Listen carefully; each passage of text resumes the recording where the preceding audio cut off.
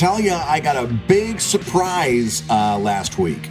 Okay, during Halloween? It was not Halloween. It was another holiday. It was a Christmas present. It was an early Christmas present, all gift wrapped very nicely. Somebody sent me boxer briefs. Oh! Wait, I specifically wrote on that package, don't open till Christmas. Oh, I didn't see that. Oh, for God's sakes. I'm wearing them right now. I've got them on, as a matter of fact, this very minute. That's amazing. I literally wrote on the package, don't open till Christmas. Oh, I never read that stuff. I just saw wrapping paper and started tearing like a 3-year-old. Like a 3-year-old with a cake in front of him, just puts the hand right in the cake. Yeah. Well, all right, so what's the verdict? How do you think about the boxer briefs? Listen, it was very thoughtful. It was very kind. I've never been so conscious of wearing underwear before. I'm very underwear aware. I'm very Brad, aware that it gives you underwear. the comfort and the support you so sorely need. That's the thing. Support. I feel caged. Oh my God! I feel trapped. I want to bail out of this conversation immediately. I don't want this anymore. What have I done to myself? No, this is a very unique thing. Now, do you walk around all the time being aware of the underwear that you're wearing? Do you walk around all the time like this? That's his question. I mean, did you always are aware of the underwear you wore? I just for everyone's reminder, Brad is a boxers wearer. Yes. And I describe wearing boxers as like wearing a towel and then trying to stuff that into your jeans as you go about your day. So yes, it's a loose towel, but there's still a lot of towel around you inside of your jeans.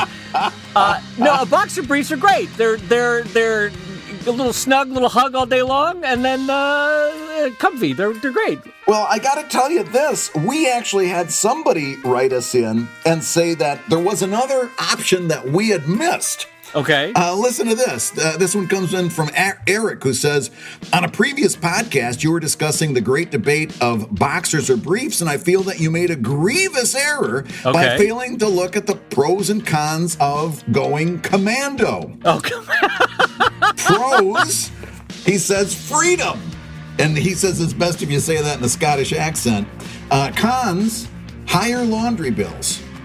I think we're learning more. Slow it down. This is what Eric said. I think we're learning more about Eric than we wanted to. But I can't imagine.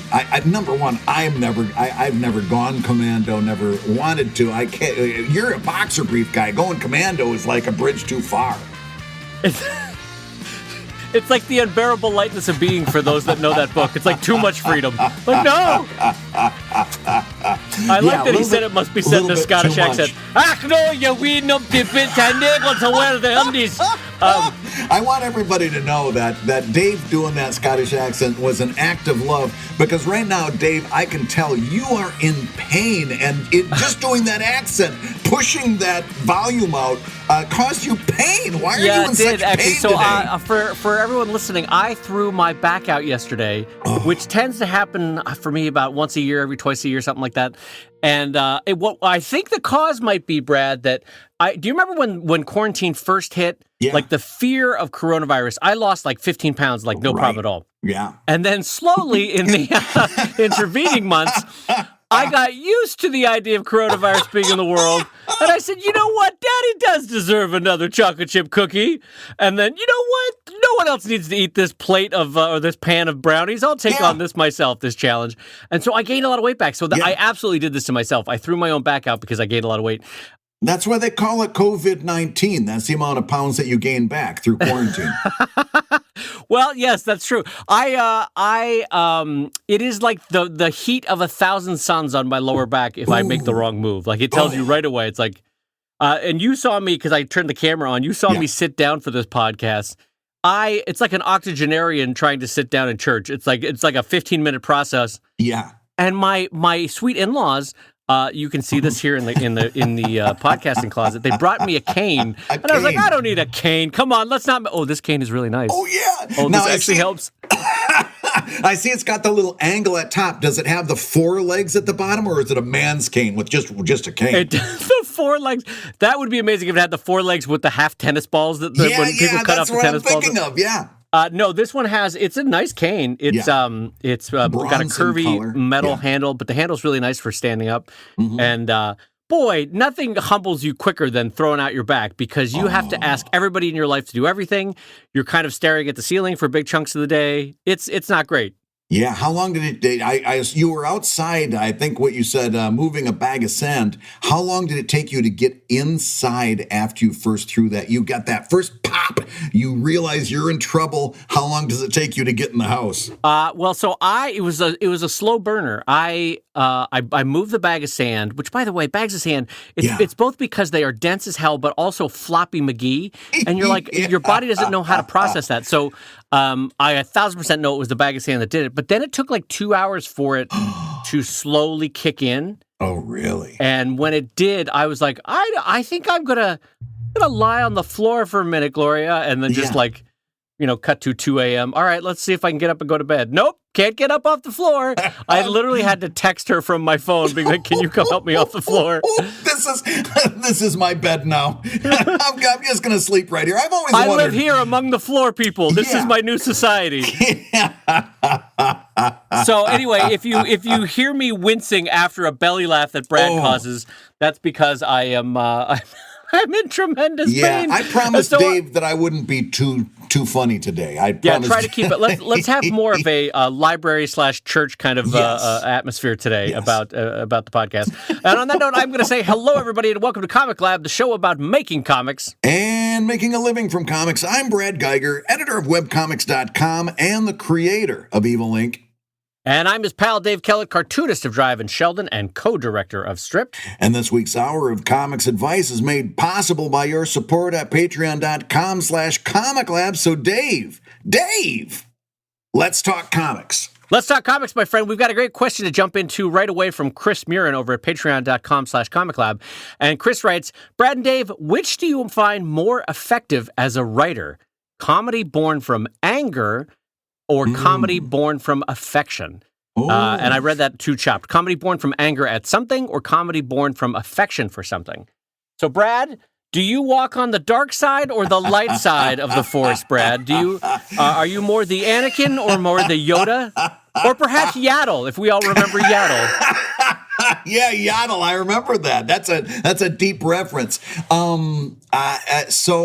Boy, that's a really good question, because comedy can be found in either one, and right. Either one you can really drill it for comedy. I'm going to be, if I really have to focus on this, I think I'm in the light side with an asterisk, because it's not necessarily affection, it's fascination. If I'm fascinated with something, if I'm really, really entranced by it, if it's got my full attention, if I put a lot of time thinking about it, that's where I can find the best comedy. I don't necessarily have to, I don't have to hate it. No, you're right. I don't have to love it or hate it, because I can be fascinated by something that I hate, and I can be fascinated by something that I love. But what it is for me is fascination, and not necessarily love or hate. How about for you? Yeah, that's. I'm glad that you kind of changed the paradigm there, because I was realizing that I've made some of my best jokes on things that I neither loved nor hated. They just were weird, and so which is a version of saying I'm fascinated by this topic, I'm fascinated by this idea, I want to write about this. Yeah. For me, I think both affection and anger can generate great comedy, provided that the end result is joy. And I'll tell you what I mean by that is. You can suffer from injustice, turn it into comedy, and find joy in the injustice, in like pointing out as a weapon that this injustice is real, it exists, and let's laugh at it together, right? Or you can find joy in an object. Let's say you love waffles, and you love waffles. You can't find, but waffles are a ridiculous food, and why do we shape them that way? Yeah. And so the end result is joy from joy. And so I don't know if that's a helpful way to look at it, but I think I personally think that I write more from a joy-filled place than a anger-filled place. Mm-hmm. But I take great joy in comedians, for example, that come from an angry place. Oh yeah. Let's look, for example, like Patton Oswalt, right?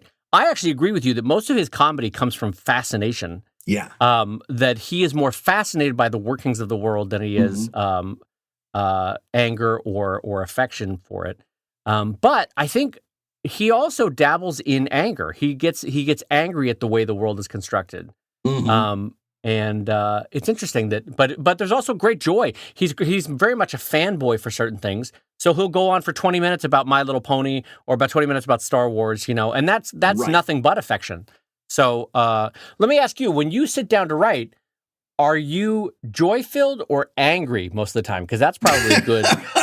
Usually I'm angry because I don't have any ideas. I got nothing in my head, and I got to make something happen. It comes from a place of misery. But no, am I joy-filled or angry? Most of the time, it's closer to the light side than the dark side. Most of the time, it's more about joy. That some of the best stuff I've written is about relationships. It's about what makes one person like another person, and how does a romantic relationship work and function. If I look back over Evil Inc., the best stuff I wrote wasn't about capes and cowls. It was about people who fell in love, who weren't supposed to fall in love. And so that is not an angry place. It's more of a happy place, for sure. Even like After Dark is a very happy place, but in general, yeah, I think I've got to say it's lighter. Like I said, for me, it's more fascination. But Dave, I'm going to put a little bit of a twist on this because I think part of it is the question of what is your wheelhouse. For example, I think my wheelhouse is very much in romantic comedy. The more I do Evil Inc., the more I realize that what I'm actually doing is romantic comedy. It's not an action adventure. It's not anything else. It's not sci-fi. It's a romantic comedy. Okay. Right. And I don't know that you're going to get really great results writing an angry romantic comedy. In other words, you could even, like Dave says, you could even start from a place of anger, but if you don't bring it to a place of joy, you're going to have trouble. Now, if I was writing political humor, if I was a political cartoonist, or in the case of one of my all-time favorites, the spiritual successor of George Carlin, Lewis Black. Lewis Black writes from an immense position of anger. Oh my God, that's all he does, yes. And it's delightful to watch, right? But if you were doing political comedy, I think starting from anger and ending in anger is perfectly appropriate. It's exactly what you're looking to achieve. But so for me, I think it's what are you attempting to do? What's your wheelhouse? What's your overall objective in doing a comic? That's also got to inform a lot of where you're going to find yourself on that light side or dark side spectrum. Yeah, like we've talked about political cartooning before, and both of us have done it in our career at different newspapers or individually. And I found that when we've talked about this, that for me, it was too much anger. It was too much bile. It's not where I want to live, if that makes sense. I don't want to be, for the same reason that I didn't want to be a lawyer, because 90% of a lawyer's job is either preventing fights, participating in fights, or resolving fights, right? Yes. And like, why would you want to, for me, I was like, I don't want to live that life. I don't want to just have a life focused on fighting. Yeah. So for me, editorial cartooning is like I'm gonna intentionally and willfully choose to live in bile all day long, right? And be angry all day long.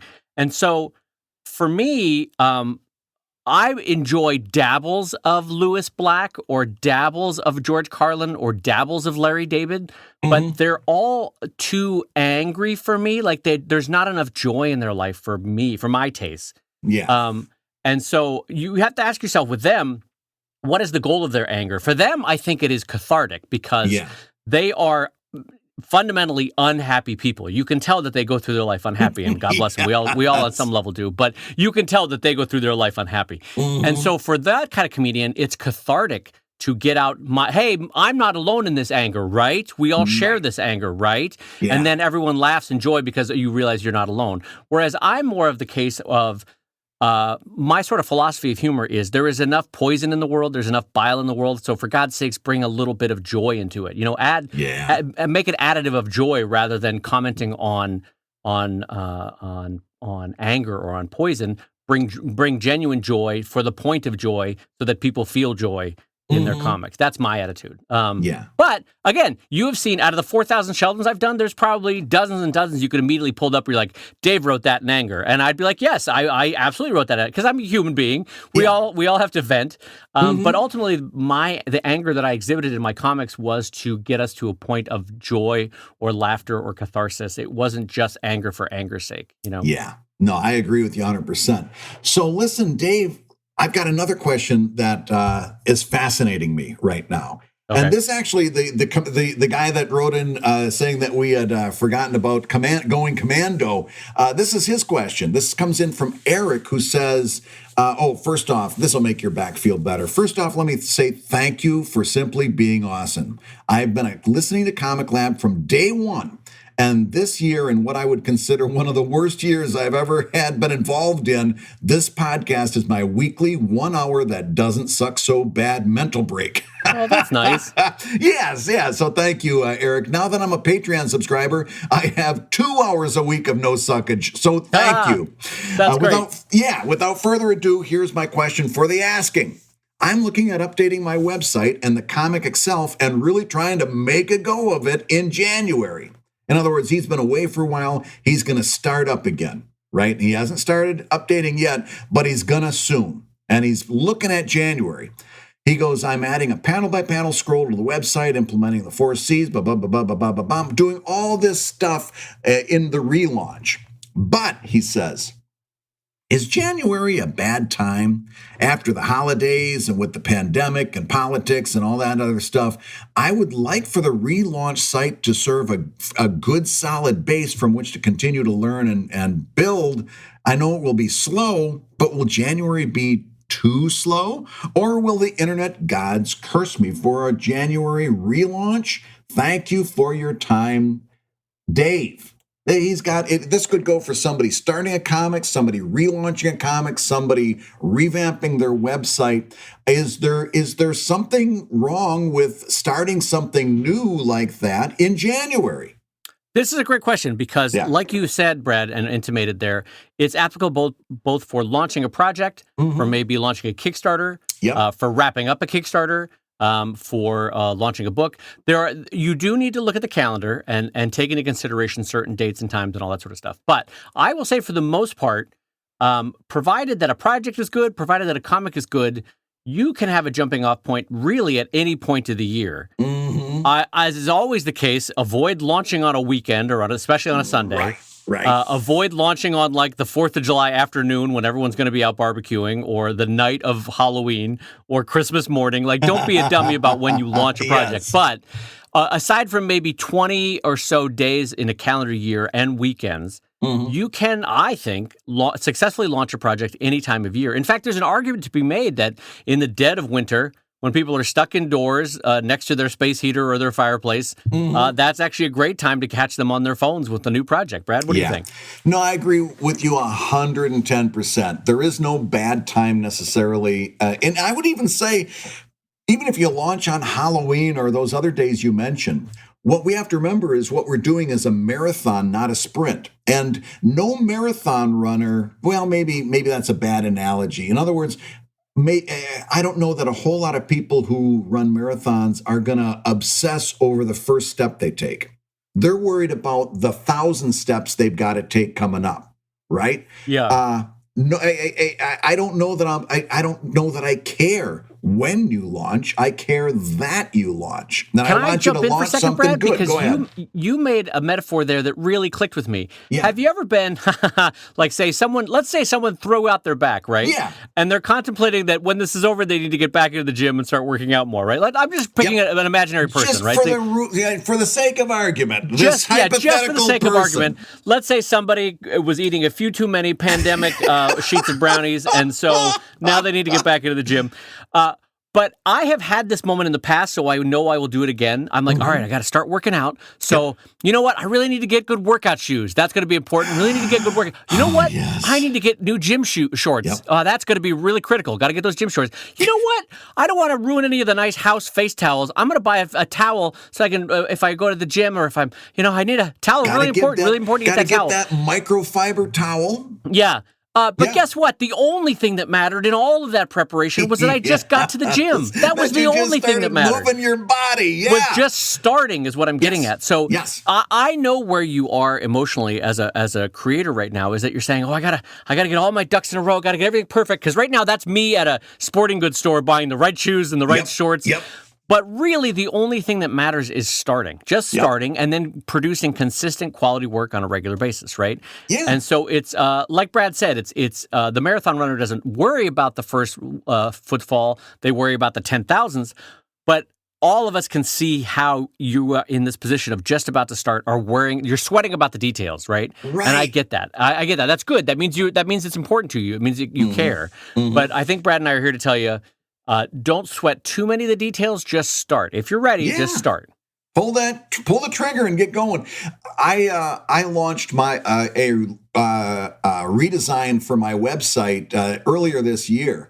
And I can also tell you this, even with all the stuff, all the ducks you put in a row, all the work you've done into it and so forth, there's still going to be a whole slew of stuff. I'm still working on tweaking it, just getting this right, getting that right. You think you're going to launch in January? You're not going to launch in January. You're going to open up the new site in January. Then in February, you're going to fix a couple things. In March, you're going to fix a couple more things. You're never going to be done launching this thing. So don't obsess about what day.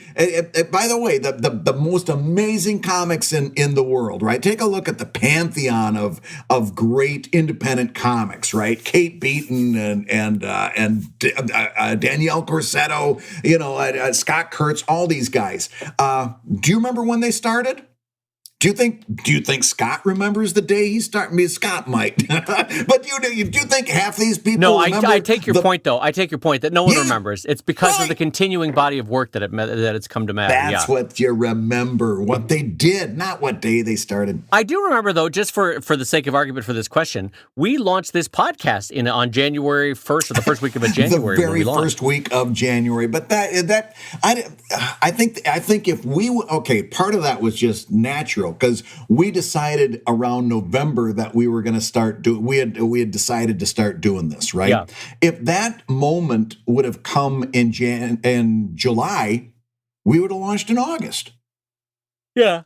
I think there's something emotionally and psychologically helpful about it. Is January now. The new year has begun. Yeah. Now I'm pulling the trigger. So I say to assuage your fears, January is a perfectly fine month to start a new project. It just as well as February is a good month, as is November and August and all that. I would say just avoid weekends, just avoid holidays, and you'll be good to go. Well, Brad, let me jump us into our next question from Eric the Baker over at patreon.com/ComicLab. And Eric writes, Brad and Dave, what lessons or concepts were you taught in art school and later you completely discarded? This was probably something taught with the best of intentions, but you later discovered it to be completely off base and useless. Brad Geiger, what lessons or concepts were you taught in art school that you later completely discarded? First of all, you make a big leap if you assume I went to art school. I did not go to art school. Oh, I don't make that leap. I've seen your comics. Nobody makes that leap that saw the first few years of Greystone. But and no, I did not go to art school. I'm trying to remember of the schools that it was down to whether an art school was even in the mix. There was not. There was 3 state schools basically, and Alma College where I ended up going. I did not go to an art school, but I don't want to hand wave this on a technicality. Just to say, a lot of people, especially now that comics are starting to get taught in art school, which also was not the case when I was growing up. Some people think you've got to go to art school to be in comics, and I got to tell you, I really don't think that that's the case. I think there's There's a lot of good things that can come out of an art school, but I can also see somebody building a very successful college undergraduate experience, going to any other type of school and becoming, based on their abilities, just as successful. But here's the deeper thing about this art school deal. And that is, I haven't thrown away anything I've ever learned at any time. This whole idea of learning something and then throwing it away, or saying I'm too good for this, or I've outgrown this, I think there's real danger in allowing yourself to think that way. And I'll tell you what, Dave, I'll tell you what this, I think, comes from.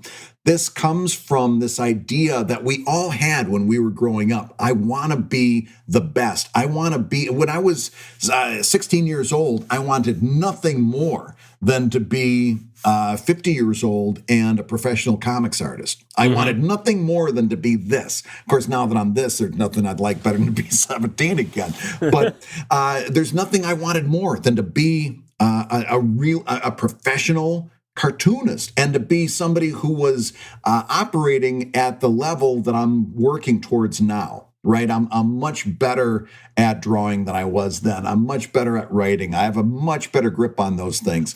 I wanted those levels of quality and those levels of achievement back then, and I was willing to do anything that I had to do to get there. And I'll tell you exactly, you're going to think I'm making this up. I'll tell you exactly how this manifests itself.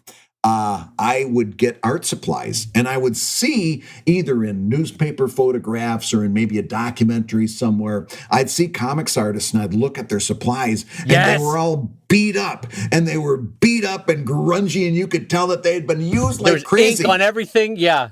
So I would buy brand new supplies and beat the living shit out of them because I wanted them to get that way. I would take a brand new brush and mess up the bristles. I would dip the wrong end in ink so it would look ink splattered. I would splash some ink here and there. I was cargo culting, right? And go back to that episode we did on the cargo cult. I was pretending to take on these traits so that I could be successful, but those traits had nothing to do with being successful. It was a completely other thing. But I wanted it so badly. I wanted to mimic that. I think this idea of throwing away things that you learned is in the same category of what I just talked about, because we see people in documentaries and in interviews saying, well, I learned this, but I quickly found out that didn't apply to me. And a young Brad Geiger says, oh, I want things to not apply to me too. I can't wait until things don't apply to me. I want to not be applied to. I want to be so good that nothing applies to me.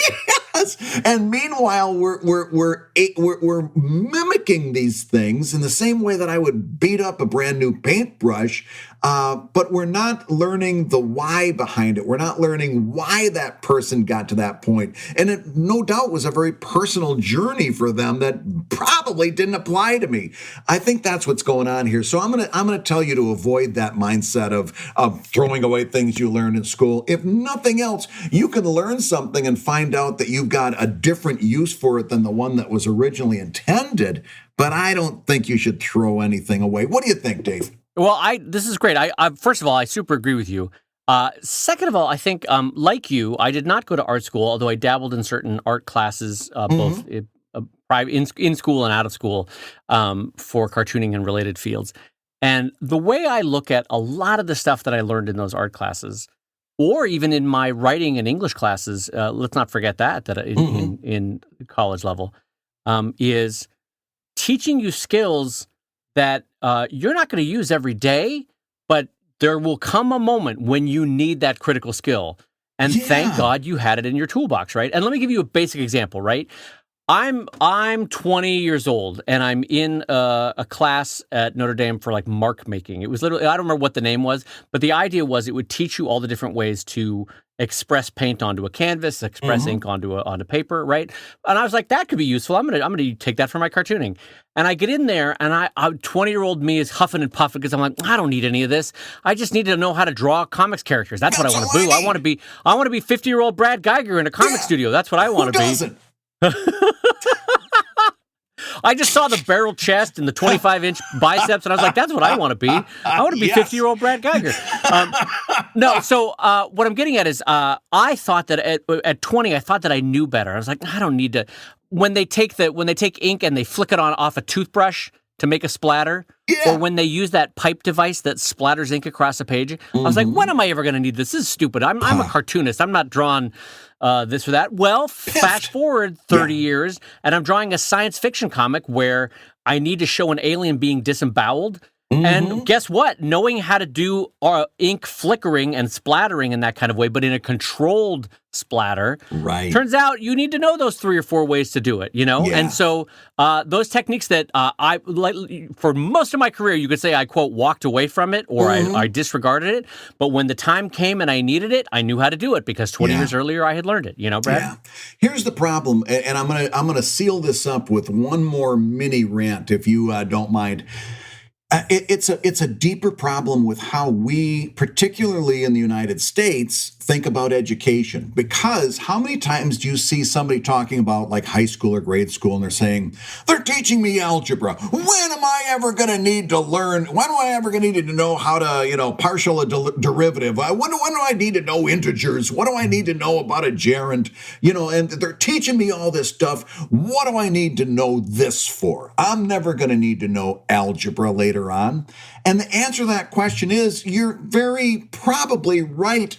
In the literal sense, you're never going to need to know how to figure out a derivative or to figure out a square root of a number or something like that. But what you do need to know that algebra teaches you is how to think, how to solve, how to solve the problem. Yeah. Yes. How to apply certain principles and extrapolate and go further. No, you might be in any number of daily pursuits that don't involve the quadratic equation.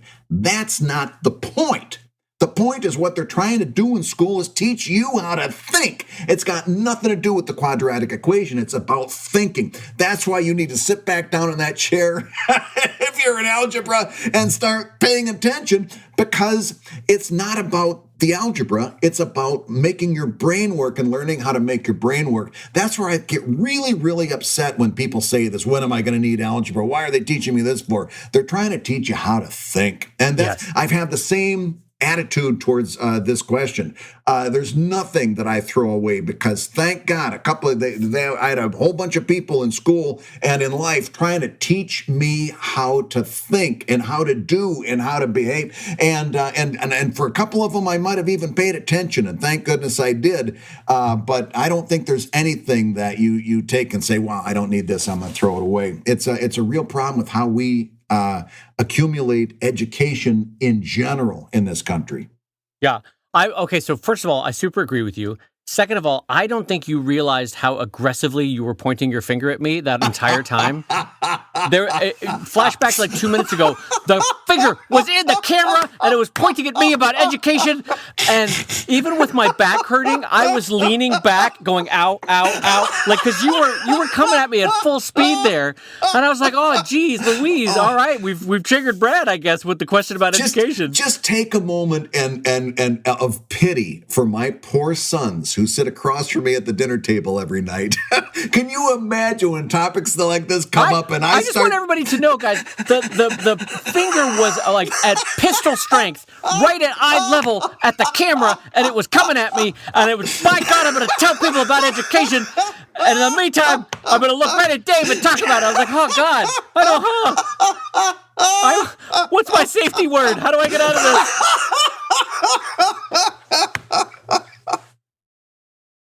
Hey, if you're listening while you work, take a minute to stand and stretch. And while you're doing that, we're going to tell you why you should join us on Patreon. When you do, you're going to get hours and hours of podcasts that we've recorded just for backers. And exclusive Patreon posts that go even deeper on ComicLab topics. And access to our exclusive Discord server, which is a thriving community of professional cartoonists. So you can support the show you love and get tons of actionable resources for your own cartooning. And listen, if you can't swing a pledge this month, we get it. No worries. Yeah, listen, you can still support the show by rating us wherever you get your podcasts. just leave a 5-star review and a few kind words. That, along with mentions on social media, is incredibly helpful. Now, everybody, let's talk comics. Well, listen, Dave, this is our time to remind everyone that part of the reason we're able to bring this show to you is the fine folks over at Wacom, creators of the amazing Wacom One. And Brad and I both have Wacoms in the studio, so this is as an easy sponsorship, as they say. It's an easy palship, a friendship. A palship? Can you have a palship? If you can have a friendship, you can have a palship. Do we have a palship, you and I? I guess we have a palship. We've got more of a chumship. A chumship? Yeah, oh, that doesn't sound good.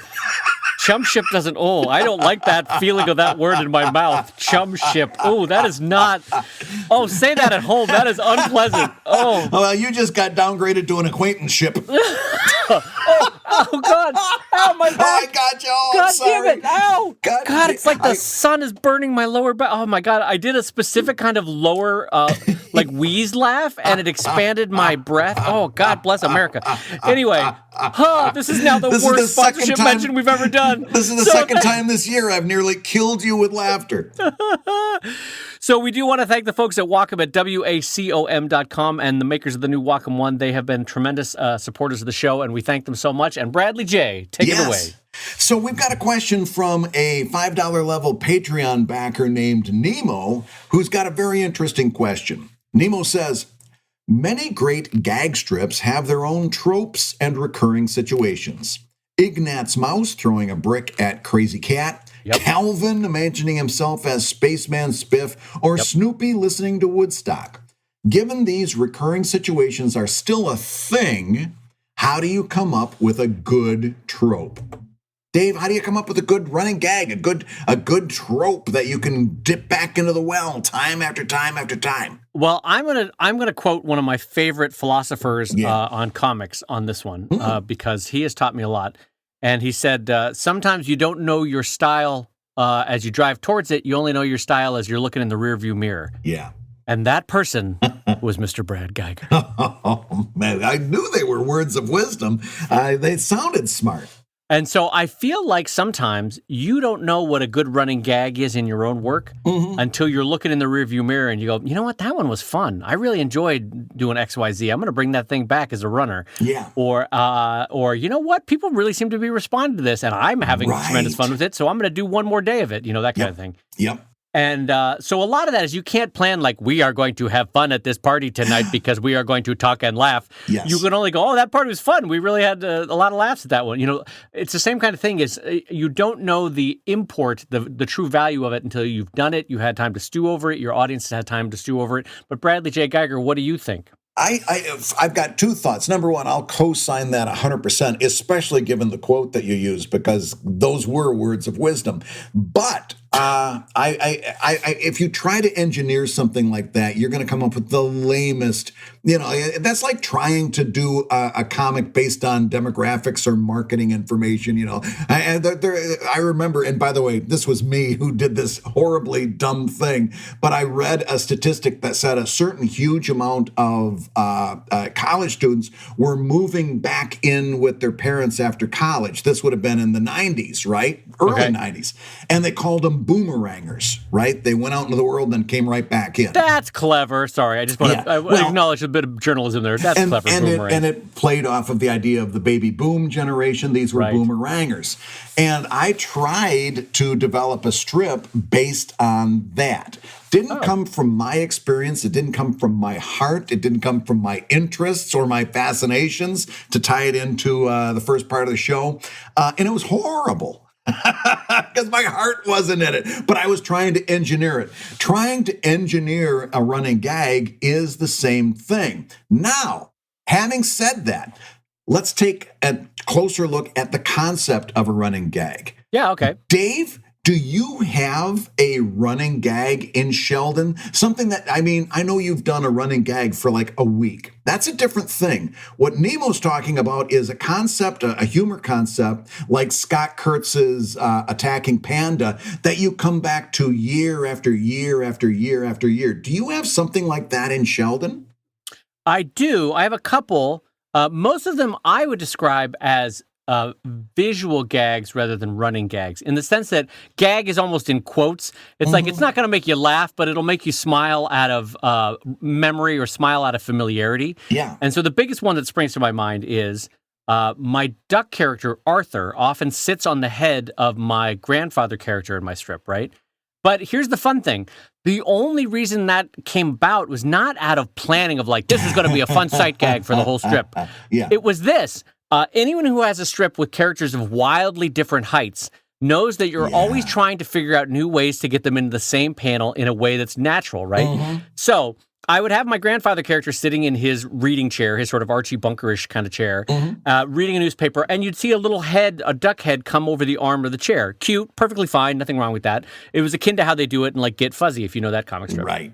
But then I thought, oh, I'll have him sit up on the chair, on the arm of the chair, or on the back of the chair. Okay, that's cute. Oh, I'll have him sit him on the lamp that's adjacent to his head. That's cute. Oh, I'll just put him on his head. That's the easiest possible solution, is that now I can get two into one shot. It's super easy. And so what I like to think of as one of the cuter little visual recurrences, I don't even know if I would call it a gag, but a recurrence, came about just because of the mechanics of comic strip making. I had to figure out a way to get those two characters in there. Brad, how about you? Anything like that? I'm going to start out by disagreeing that I don't think that that's a running gag necessarily. In other words, it's a repeated visual, but it's like it's never the punchline. Whereas like for example, well, I'm going to stop you there because Calvin zooming down the hill in a wagon with Hobbs, that's not a gag in and of itself, but it's a recurring visual. That's fair. The punchline is always different, but it's a Snoopy being on the lying down flat on a pointed doghouse roof was a recurring gag, but it was. I guess what I'm saying is I'm being very generous with the term gag. Right. It's not a gag in the sense of like this is a punchline. Now you are laughing. It's a familiar visual that sets you up for the punchline of the day, and maybe that's not what he's asking. So maybe here's the deeper thing that I'm trying to talk about, I guess, and that is I want to discourage people from putting a whole lot of thought into trying to find a running gag. In other words, running gags, I think, were really good for newspaper comics because, again, they were filling that comic every day.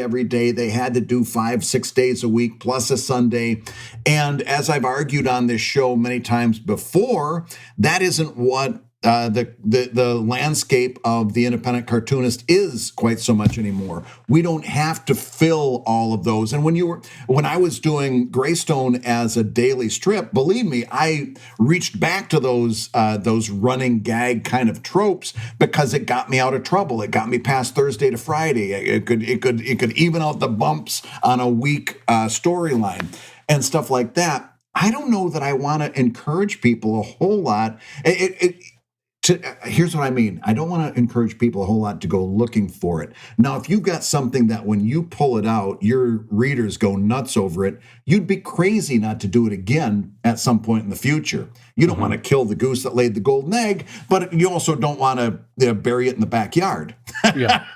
Right? Nor do you want to be pandering and be like, well, they seem to like it. I don't like it. But, exactly. And I think if you talk to Scott about the Attacking Panda, I think he backed away from that over the years because at a certain point, it just got kind of gamey. It was like, nah, this is just I'm doing it just because at some point I got to do it, I don't know that I want to encourage a younger cartoonist to put a whole lot of thought and energy behind finding a running gag.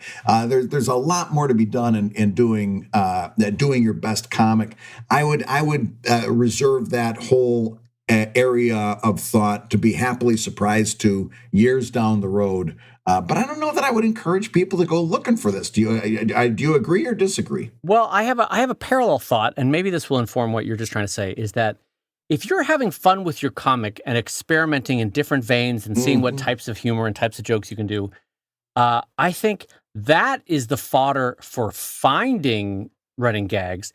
But you're not pushing or trying to force a running gag. Yeah. But if I'm experimenting, Brad, like one time I had my duck riding the pug like a cowboy would a horse and did a whole runner of comic strips called Rex Chestington, where he was this cowboy and he was fighting crime or whatever it was. Now, that wasn't me seeking out a running gag, because I've since gone back to that 5, 6, 7 times over the course of Sheldon. But what it was me just experimenting. You mash up different characters in different situations, different possibilities, different props, and you see what you get out of it. And so if you're playing with your comic, and I do mean that specifically, the word playing, then it's like fertilizer for plants growing. Like you'll come up with some running gags, but again, not intentionally. You'll just find the ones that resonate with you and with the audience, and hopefully both. Yeah. And you'll go back to them from time to time. Mm-hmm. Absolutely. I couldn't agree with you more. I think we're kind of in the same area about this. I think the focus is work on that comic, do a good comic, like we say all the time. I wouldn't spend a whole lot of time looking for it. And because what's going to eventually happen is it's going to spring up and surprise you one way or the other. Yeah. So listen, Dave, I want to ask you about this. Earlier in quarantine, you talked about having artist hands. We've got a $5 level Patreon backer, Ashton, who says that he's got shitty hands. Maybe you can help him out. Ashton says, I have what I like to call shitty hands, in that they're always shaky, and I have carpal tunnel syndrome in both. I would love to hear your thoughts on embracing shaky hands to create a personal style, or ways to help increase their steadiness. Thanks, guys. Even when I'm not actively pursuing comics, I love listening to you two to keep helping keep things fresh on my mind.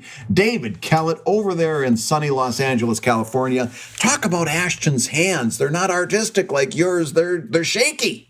Well, if you looked at the first 2 haircuts that I gave myself in quarantine, you'll know that I too suffer from shitty hands sometimes. So the good news is you are not the first artist to face this. In fact, some of the best art in history has been produced through handicaps or hardships. And for whatever reason, I'm thinking of Monet's failing eyesight, and how his pictures got not intentionally, but mirrored his failing eyesight and got more and more blurry as it went, but in a way became more dreamlike and ethereal and magical because of that, right? Yeah. Another one is Charles Schultz, God rest his soul. At the end of his life, the last decade or so, his hand got increasingly shaky. Yeah. And you could see it up close if you look at the sketches. And so one of his solutions was to continue drawing at a very large size. If you've ever seen a Peanuts original, I'm just guesstimating here, but I'm holding up my hands. I think they were probably 30 inches across, 25 inches across. They were big, Brad. So big that he folded each one over. Remember that? Yep. Have you been to the Schultz Museum actually up in Santa Rosa? I have never been to the Schultz Museum. No. Oh, you know what's a bummer about that? We were going to go before the pandemic hit. We were going to have a big event out there, and it just didn't hold together because we couldn't because of the pandemic. We might as well share it with people, because the Schultz Museum was very kind to Brad and I, and they're like, "Come out and do a podcast at the museum, and we'll have a live audience." And I was excited to go out there with you, Brad. I know. You know what, Brad? Turns out pandemics suck. That's who knew? Who could have guessed? One of a long list of things that literally got stolen from us by this pandemic. I know, that Lost sucks. a year of our lives. Brad, when this pandemic is over and we take that Pfizer vaccine that's chilled to a negative 300 degrees or whatever the hell it is, once we take that vaccine and you and I fly out to Santa Rosa, I'm so excited to show you Schultz's comics, because like me, you'll be fascinated to see that one of his strategies to getting a straight, quote-unquote, line was to draw a very large picture with very wiggle lines, that kind of thing. Yep. And, the other techniques that, like the theater caricaturist who drew, and I blank on his name every time. What's that? Al Hirschfeld. Al Hirschfeld. I always remember his daughter, Nina. I never remember his name. Hirschfeld also had a somewhat shaky hand, in the sense that he created one line out of 10,000 sketch lines. Right? He didn't just do a flowing line like a David Lowe would do with a brush. He did it with a scratch and 10,000 lines making up a bigger line. Another one that also had a shaky line, again, God rest his soul, Richard Thompson, at the end of his life, when his Parkinson's was kicking in, he would draw multiple versions to get to where he wanted, or he would draw at a larger size like Schultz did. So there are strategies that you do, and one that's also in a digital age a very easy strategy is remember that Schultz had to physically draw a physically huge comic. You with the Wacom can zoom in. And so you'll do your rough sketches, right? Like you'll do a pencil layer in your Photoshop document or in whatever other document you use. You'll do a pencil layer. You'll get the rough shapes down on where things are going to go, how they're going to fit. But then you zoom in and you can draw really big with your quote-unquote shaky hand. Yes. Zooming back out again, you'll realize those little permutations, they kind of equal out with reduction in size. Right, Brad? And then go one step further as you're loading Clip Studio Paint onto your Wacom and open up that pen tool and increase the stabilization because you've got stabilization factors. That's right. You could basically reduce your wiggle. Absolutely, right? And I think you can do that, Dave. Correct me if I'm wrong. You can do that in Photoshop, too. Reduce my wiggle? You can reduce your wiggle. That's what's happening right now with these boxer briefs. Oh, God, my back! Oh, damn it! Ow! Ow! Ow! Oh, God! Ow! Ah, Jesus! Oh! But yes, while Dave grimaces in agony, I'll just keep pushing on. You can increase your stabilization using. I'm not crying.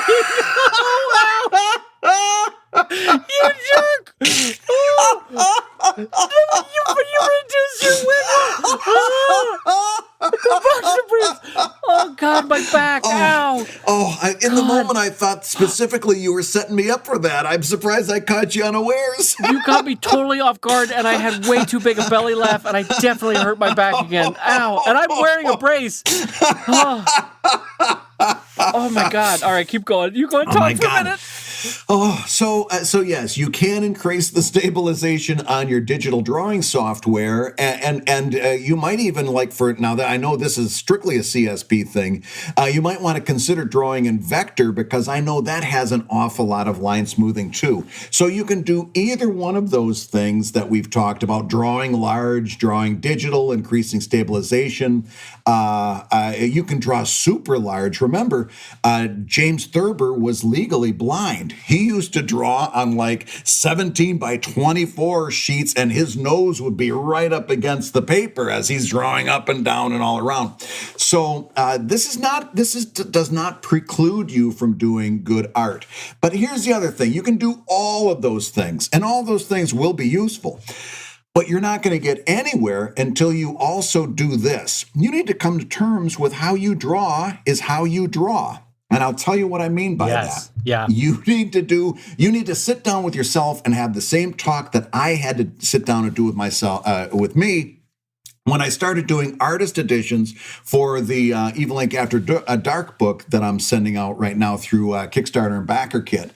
I promised, like I think I said on the last show, I promised all these artist editions, and it's really vexing me because after drawing digitally for so long, when I get out those old Pigma microns and draw with markers, I don't like the way that looks as much as I like my digital art. And I'm like, this isn't right. It isn't me.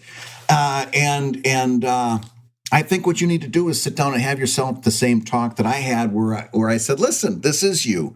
This is you in ink. That's you in pixels. This is you in ink. It's still you. It still has value. The people who bought those artist editions want to see what you do. And again, like I've told people 100 times, they say, should I take down my old art? Because it doesn't look good. And I say, you got to remember, your readers are looking at that with a different set of eyes than what you got, right? You're looking and seeing all the flaws. They're looking and saying, oh, that's how that this person used to draw. How wonderful that is. So I had to have the same talk with myself, Ashton, that you need to have with yourself and say, hey, this is how you draw. This is what you look like. It's like when I look at myself in the mirror in the morning, and the first thing I think is, well, they don't make mirrors the way they used to. And then the second thing I think is, that's you. That's who you are. That's you. And it's not, Robert Redford. It's not Clark Gable. Boy, how old of the references do you think I could possibly get? But it's not Cecil P. DeMille there or whatever. it certainly isn't Laurence Olivier. No, but that's you, and that's the best you that it's going to be, and that's okay. It's like the I'm good enough, I'm smart enough, and gosh darn it, people like me. You got to have that same talk with you when you're looking at your art. Yeah, it's shaky. You don't allow yourself to call it shitty. It's you. It's what you do, and if that's what you do, I guarantee you, Charles Schulz spent 0 minutes of his day worrying about a shaky line. Guaranteed it. He looked at that page of Bristol board and said, "That's a Charles Schulz line." You got to do the same thing with Ashton. Yeah, I think Brad makes a really good point, and a part of it is really just comes down to loving yourself, right? I mean, and there's nothing wrong in saying that in an affirmative way. In that, you might be looking at everyone else's art and going, "Oh gosh, look at how good they are," but no one else can do what you do. And there is an audience for that. There is a style for that. There's a look for that, and only you can do it. And so I think Brad's right. Come to find out that, or come to appreciate that only you can create your work. And how wonderful is that? And how wonderful that there is an audience that would be ready to receive that and love it for what it is, not tolerate it, not grimace at it. They will love it for what it is. Yeah, absolutely.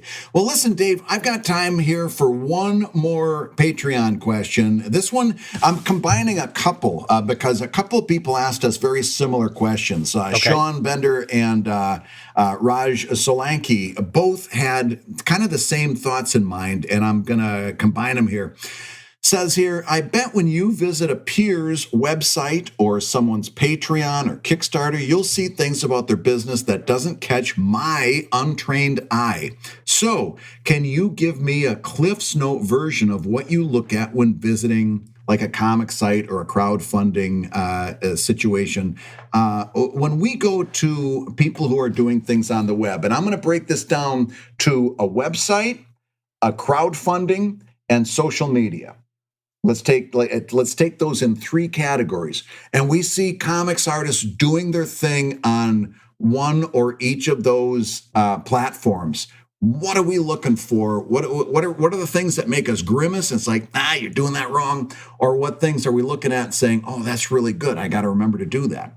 Okay, well, first of all, that's a great question. Second of all, I think the way to come at all of this, both compliments, jealousies, and things that you think they're doing wrong, is the key word in all of this is to ask why. Right. Why are they doing XYZ on their website? Why did they launch their social media this, or why did they handle their social media this way? Yeah. Why did they choose to push this in their Kickstarter project? And if you're asking why and not focusing on the surface stuff, but why did they do this? You'll come sometimes to see like, oh, they made a mistake. There's really a better way to do this. But sometimes you'll be like, that's a thing I can learn from. Oh, I'm glad I asked why they did it this way because I see that they're trying to minimize their cost and they're trying to flat pack this, or, oh, they're trying to move this around to make it easier for readers to dive into their archives, or whatever the question might be on a website, on a Kickstarter, on a Patreon. If you ask why, you'll get to the reason behind the reason, and then you can start to apply that to your business. Don't you think, Brad? Absolutely, yeah. And in that regard, I'm going to kick it off. Going to a person's website. The first thing I want to see, the last thing I want to see is advertising because it doesn't pay. You might as well take it off your site. Unless it is actually paying out for you. But in 9 chances out of 10, unless you're really doing amazing numbers, first thing I want to see off that site is advertising. Next, I want to see the most recent comic front and center in a boss position. I want to see navigation buttons in most cases above and below. Like if there's any scrolling at all that's got to be done, you need navigation above and below. If you're doing a long form comic, there's got to be a lot of outreach. There's got to be places to get to the beginning of this storyline, the beginning of this chapter, all of the other chapters. If you're doing long form, you can't just put the most recent page up because you're dumping people into page 12 of a story that they may not be predisposed to knowing, and you're not going to capture them unless A, there's something significant on that page, and B, they can have a number of inroads to a number of other ways to jump into that storyline. Right. And of course, it's not as important. I'll just add it, but it's not as important. Social media buttons are not there to point them to your social media. Instead, although you can have that, But much more importantly, the social media buttons should be, if I press Twitter, I get a way to share this comic on my Twitter feed with my followers. That's much more important. Those are the big things that I look for in a website. What about you? Well, I also want to train you to be able to find it on your own. I know this sounds like I'm dodging the question. I'm not. What I'm trying to say is everyone's websites will all be changed within 3 years. So I really want you to cultivate this skill of being able to break down why they made the choices they made. So a part of that is go through the 20 comics that you personally like the most, and then maybe 10 more that you know are huge. You just don't happen to read them. And then ask yourself, why did Zach do this on Saturday morning breakfast cereal? What could be his reason to design that, to lay that out that way, to have the page go that way? Oh, I see. It's because he's trying to draw people's eyes to his store. Or why is the store linked here, here, and here? One link is good enough. No, it's because he knows that, people are going to miss, X amount of percentage of people are going to miss this link. So he puts it down here again, and he puts it in a different way, this way, because some people see links visually, some people see them via text, some people see them, in and amongst the comic. And so what you'll do is, in starting to train your eye to look at those 20, 30 different comic sites, is you'll see different strategies, but then you'll also see the why they put their webcomic together the way they do. And I, for what it's worth, I co-sign on all Brad's points. I think Brad had a really good summary of that. Yeah. But I can't emphasize enough. I want you to develop this skill to be able to break down.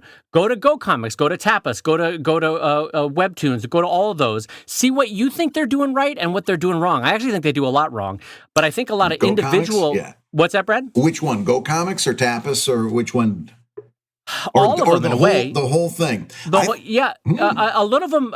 First of all, a lot of them feel like they were designed by committee. Yeah. And unfortunately, it makes the reading experience of an individual comic not that pleasant. Like, it does successfully jump you around to different ones, but while there, it doesn't really make for comfortable reading, because you feel like it. I guess what I'm saying is, it feels like a corporate site that 9 different marketing people chimed in on. Yeah.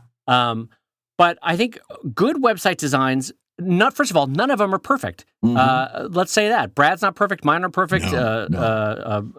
Danielle, Zach Wiener, anybody that you can think of, they've all got faults. But part of the reason why I want you to cultivate the reasons why behind what they do is, why does it work for them? Part of the reason why I have such a heavy thing on my Sheldon site, for example, about buy the original art or buy the print after the original art goes, is because that's a big part of my income every year for Sheldon.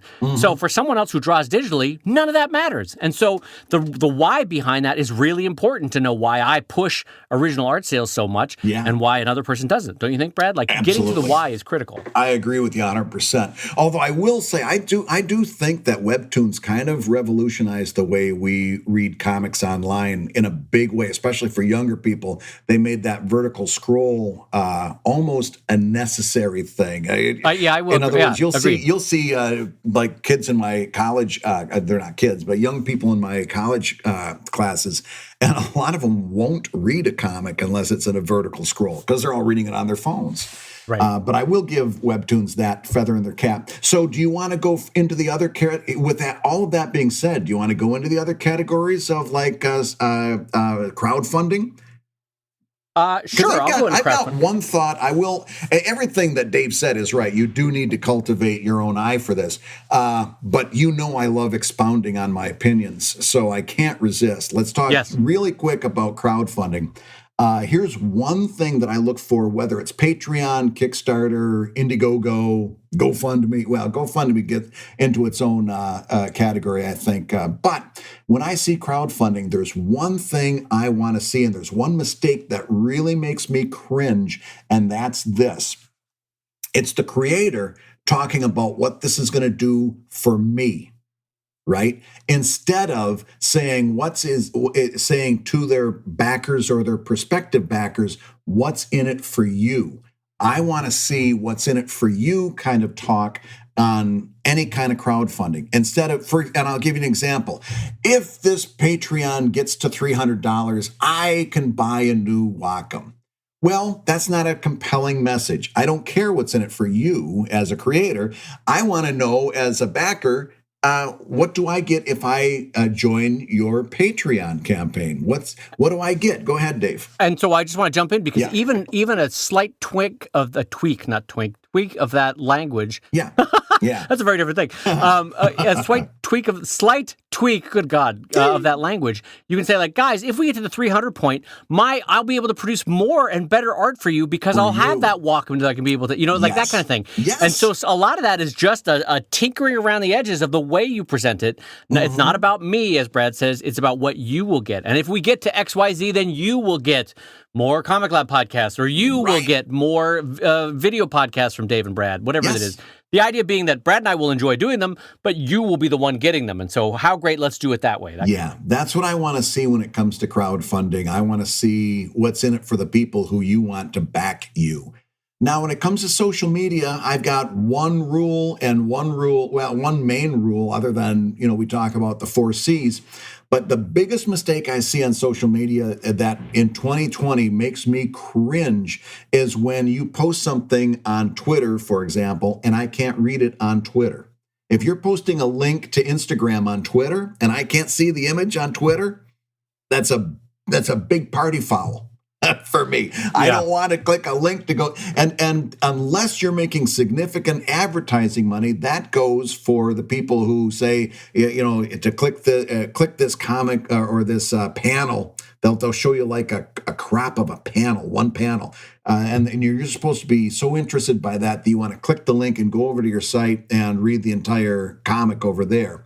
I can't tell you how many times I mistakenly clicked the link, realize I'm being taken off of Twitter, and I'm like, I don't want this. Because let's face it, how many times you get taken off of site by something like that, and you get aggressive advertising, and you get horrible websites and pop-ups and all this other stuff. After years and years of being disappointed by going to websites, if I realize I'm being taken off of Twitter by mistakenly clicking on a link that I was interested in for half a second, I'm out. No, you can't do that to me. I didn't want to do that. I want to be on Twitter. Don't force people to go to someplace they don't want to go. If they're on Twitter, they want to be on Twitter. That means they want to read your comic on Twitter, not a link to someplace else. I posted this on Instagram. Well, screw you. I'm not going to Instagram. Well, I will jump in with my sort of one golden rule with social media, and Lord knows I fail at it too, but I try to adhere to it, which is be entertaining. Yes. Remember that these people are inviting you into their life by their social media feed because they want to be distracted from the moments of their life that suck. So don't make your social media an unending series of bile that has no purpose. If you're going to complain with humor. If you're going to look at the world with snark, make the snark funny. Make their day better with your social media feed. That's sort of my golden rule. And again, I fail at it all the time, but I try to make it funny. If I'm going to complain, make it a funny complaint. If I'm going to share, make it a worthwhile share, that kind of thing. And so in so doing, you will be kept in their life in the same way that friends slowly cut you out if all you do is complain. That kind of thing. Yes. Yeah, you find out you don't get invited back to that party. Dave, exactly. Speaking about somebody that used outreach to make someone's life better, we've got something that I shared with you earlier. I want to share here with our audience. Talk about something that made our lives better. We got this image, and I'll put it up on the site, and I'll link to it from the podcast. But we got this from a couple of ComicLab listeners named Kay and Devin, and they write this. My friend and I both listen to ComicLab together and really appreciate all the good advice and handy tips. And by the way, that tip that we gave about shaky hands was a handy tip. We chat we chat about the episodes together a lot. Our artist friend group did a social distant prompt draw night for Halloween, so we dressed up as the ultimate dynamic duo. With all the craziness in November, I thought we could do it with a little laugh. Thanks for all the great episodes, Devin and Kay. Devin and Kay dressed up like you and me. Take a look at that image. Isn't that an amazing likeness? That is delightful. First of all, how delightful are you both? That's Kay, Devin. Yes. Thank you for that. That's delightful. Secondly, we will share if they're okay with it. We will share that over at patreon.com/ComicLab so you all can see it. Yes. But more than anything else, that's just a nice smile on our faces, and thank you for that. You've really made us feel loved on that one. Thank you. Yeah, that's tremendous. And on that, and that's a really good note to leave this out on today, and to get you back to a horizontal position where you can start to heal. So I'll tell everybody that they've been listening to ComicLab, the show about making comics and making a living from comics. Your hosts have been my strong-backed friend Brad Geiger, the editor of webcomics.com and the creator of Evil Inc. at evil-comic.com. And my recuperating friend Dave Kellett, co-director of Stripped and cartoonist of Sheldon at sheldoncomics.com and Drive at drivecomic.com. The ComicLab theme song is used with permission from Andy Creighton at theworldrecord.net, and this episode was edited by Matt Woodard of Woodsong Productions over at www.woodsong.media. If you love ComicLab, you can rate and review the show on Apple Podcasts, and you may hear your review featured on a future episode like this one. This comes in from MooCow123123, who posted this 5-star review on Apple Podcasts. It says, Dave, I came for advice about making a comic, but I stay for the delightful banter. Sometimes I laugh so hard I can't hold the pen to my Wacom Intuos, which is a drawing tablet I've loved for close to 8 years. This person's got the MooCow123 has had the Wacom Intuos for 8 years. That's a wonderful thing. I think we've reached the point in society that every name is taken when you have to go to MooCow123. Yeah, 2 123s no less. Two 123s, yeah. Which I always laugh at because that means that there's someone else that already had 123 on there. You had to repeat it again. Yeah, whoever MooCow123 was milking it for all it was worth. The podcast is full of insight, and this is back to the comments, and has delivered the advice that has finally helped me overcome my anxieties and gave me the push to start working on a comic. The worst thing you can do is never start. I'd also echo that advice to anyone considering listening to ComicLab. The worst thing you could do is never listen. Every episode leaves me with great points to consider as I work, with a lot of laughs along the way. Praise to the ComicLab team for producing a delightful and inspiring podcast. That's really heartwarming. Thank you for nice? that. That was and fantastic. One of the reasons why, just a reminder, one of the reasons why Brad and I so appreciate when you take a second to go over to Apple Podcasts to rate and review the show. And by the way, you could also do it, I think, on Spotify. There's ways to rate it. But is that for whatever reason, we're still fighting a weird algorithm of like, you look for comics podcasts, and there'll be a comics podcast from 1999 that hasn't updated in 21 years. Yeah. And we'll be like, wait, how are they ranked higher than us? As far as discoverability, I am flummoxed as to how to make Apple Podcasts work, other than to say thank you for everyone who goes over and gives it a quick 5-star review and a few kind words, because it does help the show get out there. So thank you for that. And I will say, ComicLab is made possible by your support on patreon.com/ComicLab. So let's say it with Brad wearing his new undies, patreon.com/ComicLab.